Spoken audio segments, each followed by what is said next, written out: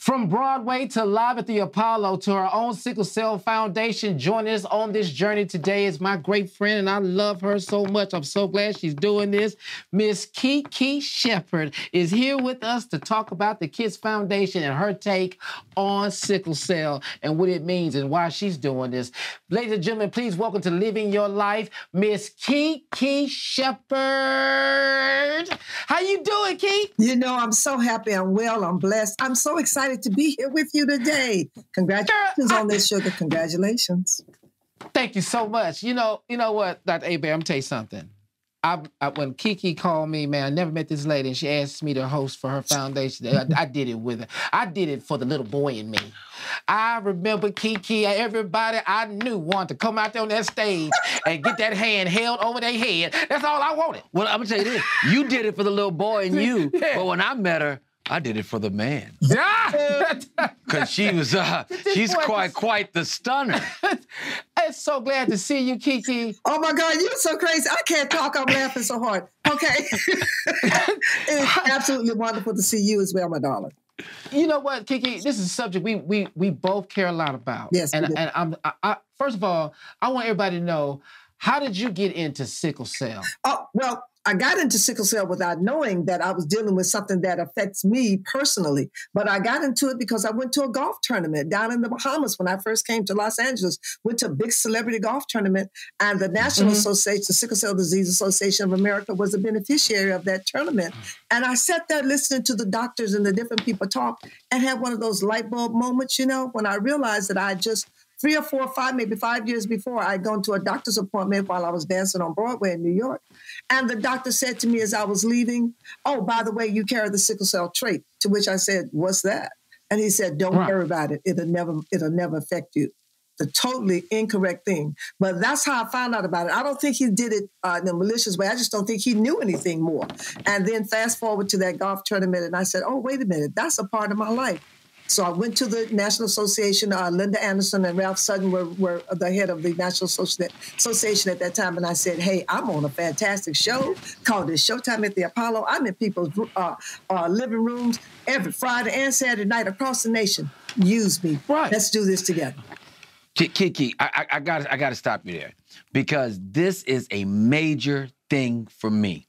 Sickle cell trait. Sickle cell trait. You were how old when you found out you had sickle cell trait? What? Because doctors still to this day, I lectured to some doctors like 2 weeks ago, and 100 doctors, none of them knew that sickle cell trait causes problems. They thought it was silent because that's what we learned in medical school. So what got you to, what have you been doing with all this? Well, you know, as time has gone along, and as you say, we have learned more, the research has granted us more information about it. I now know why I have aches and pains on a regular basis. Now, I was a professional dancer, ballet trained, ballet, jazz, modern trained, you know, for a lot of years. So my body has aches and pains from me just being a professional dancer for at least 30 years of my life. It has that. But I've since learned that the different things that can affect the body from sickle cell trait is contributing to that. Aches and pains, joint, muscles, everything hurts on me on a regular basis.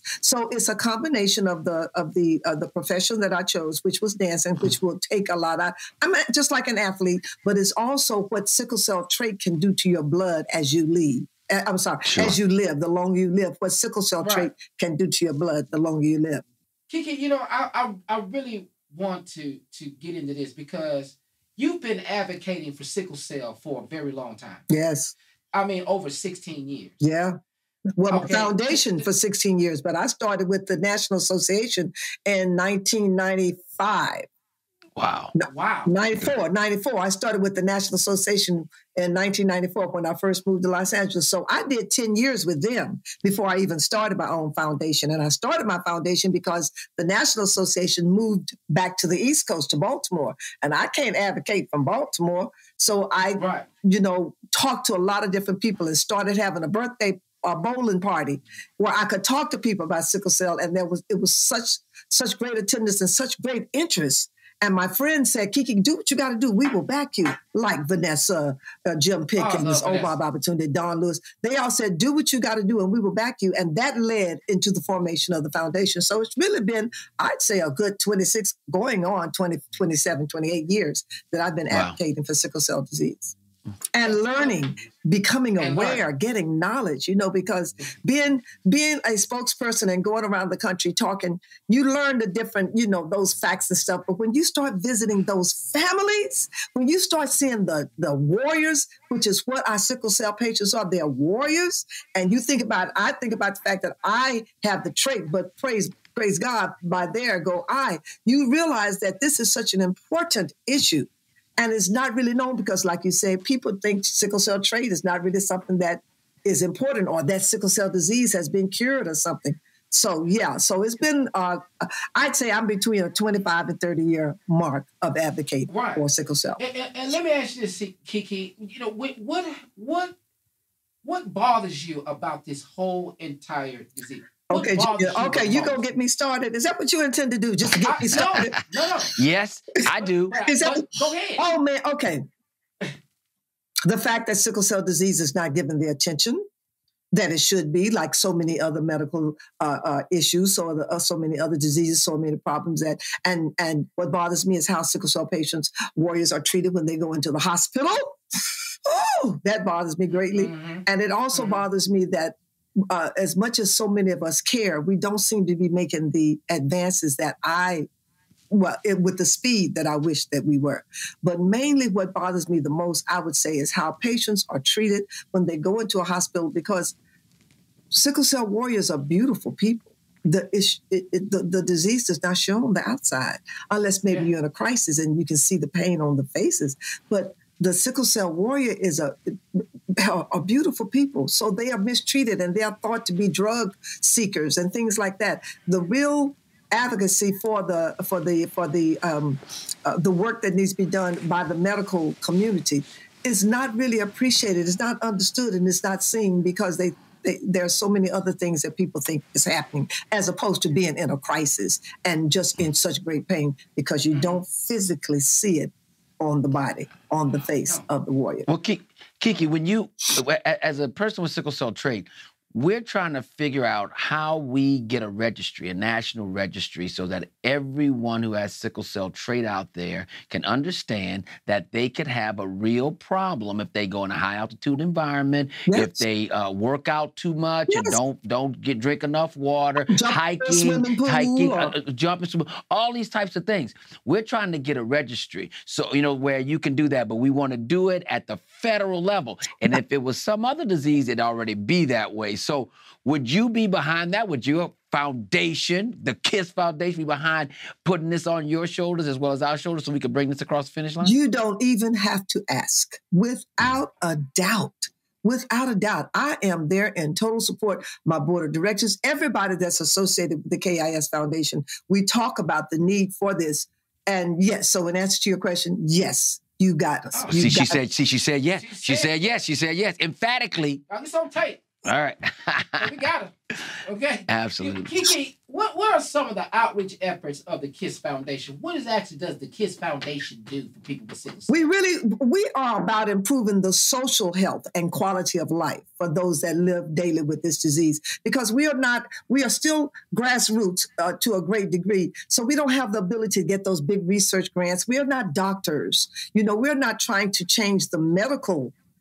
We're behind the research in every way we can, but we don't have on staff people that actually handle the medical issues of sickle cell warriors. But what we want to do is make sure that these sickle cell warriors know and believe in themselves and feel like if you want to be a comedian, if you want to be a musician, if you want to be a doctor, lawyer, Indian chief, a truck driver, whatever you want to do, you have the ability to do it and you have the support system behind you to help you go through these different things that you go through as a warrior. So that is our main focus, to improve the social health and quality of life So our outreach has to do with bringing sickle cell warriors into situations where they can rub elbows with the quote unquote entertainment industry, you know, with doctors and businessmen, bankers, and people that have the careers that they seek, that they want to have. So we provide a place, a structure for these warriors to be able to come into contact and have the ability to have discussions, have thought-provoking discussions, have the ability to go and see what it's like. One of our biggest supporters, well, two of our biggest supporters are Rocky Carroll, who is the star on NCIS, and Pickens, who is the star, and Chandra Wilson on Grey's Anatomy. And they have been so instrumental in making sure if somebody wants to go on a set, if somebody wants to go and submit some type of writing, they have mentors to help them understand what it takes for them to reach this success. We have comedy shows. You know, this guy, you know, I don't know if you know him, but his name is Junior. What? That great morning show, the Steve Harvey Morning Show. Yeah. He came and hosted our comedy show, one of our awareness raising and advocacy programs. Junior came and hosted our comedy show. How did he do? Did he do okay? I heard he was pretty good.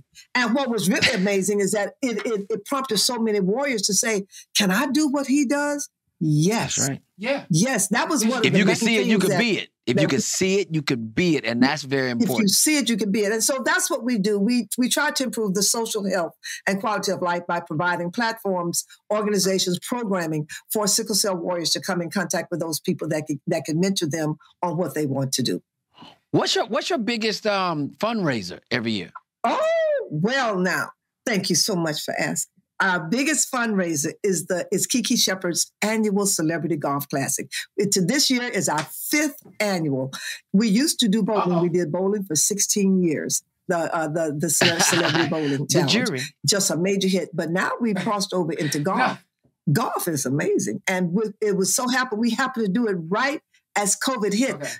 And it was wonderful because when COVID was just raging, the only thing you could do was outside events. So golf fell right into that and stuff. We had restrictions and different parameters and boundaries, but we still were able to let that be our biggest fundraiser. So this year is our 5th annual Celebrity Golf Classic. And our ambassador and our host is the amazing, wonderful Byron Scott. LA Lakers legend, because and Bobby joined on because he has sickle cell trait runs in his family. So he said, I've got to help in any way I can. Every black person, sickle cell trait running their family. That's why we gotta do this. No, and people just don't know. People just don't know that, you asked me a question a little while ago, and I should have said this as well. One thing that I really want to make sure that we, and not just the African-American community, and I know we're going to talk more about that, but the African-American community needs to make sure that we go and find out, do we carry the trait in our bloodline? That's right. Because the trait is so tricky. It's like a crapshoot. Y'all, it's like a crapshoot. It can happen with one generation, skip over and go to another generation. My treasurer, Andre Dawson, has 4 children. His oldest son has sickle cell disease. His 3 younger children, the twin girls, one has a trait, one has nothing, and the baby boy has sickle cell disease. He has now had the bone marrow transplant surgery, so he's living free and clear of the disease. But that's 4 kids. And as you know, it's a 1 in 4 chance for every child. When 2 people have the trait and come together, it's a 1 in 4 chance for each child that they will have this disease. But then again, that 4th child, that 3rd child, that 2nd, who knows? They may just get the trait. They may have nothing. So it's important that everybody get tested. The issue is that everybody, it's a federal law that every person in America has to be tested for sickle cell trait at birth. So the test is already done, and that's the crime. Every state, Junior. That's the thing. That's the when you're first born, the tests that are given the to newborn screen. Absolutely. But there are so many states that don't adhere to that test. That's the problem. But that's against federal law. So if you know one that doesn't, you let me know. Because they breaking federal law, and I'll come down there and put the hammer on them. You know what? They don't. It's not that they are purposely breaking it. They just don't practice it because they don't have that much of a population. Yeah. But what is that called? The battery of tests that are given to babies when they're first born. It's the newborn screening. The newborn screening. Thank you so much. Newborn screening. It's PKU, hypothyroidism, biotinidase deficiency, cystic fibrosis, and sickle cell. Sickle cell. All 5 of them. How can somebody get to be 10 years old before they find out that they carry? Having the trait is one thing, but finding out that you that you have the disease, it's a crime. It's a crime. It's a crime. Children just, that old thing they used to say, oh, they're just sickly. They just don't have the strength. You just have to no, there's something specifically wrong. And it probably is sickle cell disease or trait. That's right. I'm about to blow you up. How many people died from COVID and it was purely COVID, but nobody knows if they had sickle cell trait that actually led to that, because COVID is a respiratory illness and this was a hypoxic issue. Yeah. But, KiKi, before I let you get out of here, KiKi, please tell me what you would like to see done in our sickle cell community. Because I want to just leave on a positive note. We already got the problems, but KiKi Shepard, what do you specifically see you want to happen in our community? She thinks we should drink more tea. We should drink more tea. If you got echinacea in it, if you got something that can help your respiratory system, I do believe it. I don't drink coffee. I love tea and I love to drink teas that open up the head and open up, your respiratory system and stuff. But shucks. Junior, that's such a loaded question because it has so many elements to it. I first and foremost want everybody to go get tested for sickle cell trait. Live with knowledge. That's what I want, first of all, because if you live with knowledge, you can become self-sufficient. You can become a warrior for your own self. And to be honest with you, that to me is what is going to make the difference in sickle cell warriors and being able to maintain and sustain until we do find this universal cure for this disease. But first and foremost, if everybody can just go get tested, find out what is going on with your system. Ain't nobody telling you what to do. You can go and have children. You can do whatever you want to, but get tested so that you live with knowledge. So if you do decide to bring a child into the world, you are doing it with the understanding and with your partner understanding that you might be bringing a child in the world that will have a trait or will have a disease. But if two people go and find out that they both carry the trait, that is a thought-provoking situation to say, okay, do we want to do this? And love conquers everything. I'm telling nobody not to try to do anything. If you love your partner and you want to have, just know that you're bringing a child that may have these issues, and be prepared to take care of that child, and be prepared to also urge our medical doctors, our medical research industry to find a cure for this. I mean, oh my goodness gracious, we've landed on the moon, trying to go to Mars. KiKi, I'm about to give you a stat you're gonna hate. 97%. Don't get me excited. I'm gonna have to drink some more tea. Go ahead. 97% of young Black women that find out they have a baby with sickle cell disease had no idea they had trait. 97%. Now drink some tea. Sip your tea. Sip your tea. I tell you what, KiKi. You know how to motivate them, girl, because that's what I wanted you to say. Go get tested. Go get tested. It's knowledge. You got to know. And just go. You know what? I didn't find out I had sickle cell till I was 7. Really? Then the doctor throws on top of that you only gonna live to be 11. I played my hardest for 4 years. Thought I was out there playing, because I thought this was it.